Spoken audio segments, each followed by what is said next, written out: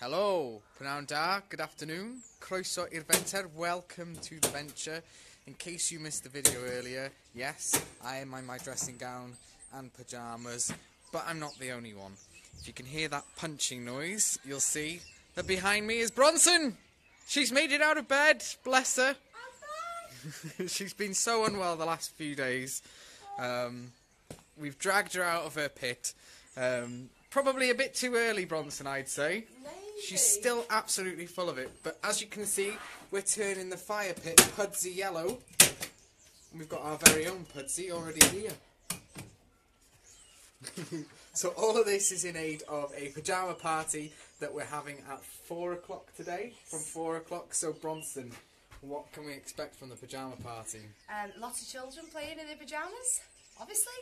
And we're going to have a little bit of a tea party. So food, drinks, bit of cake.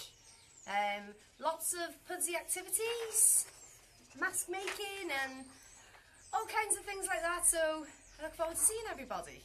Can you believe she's been ill for days? You look absolutely stunning. Ta-da!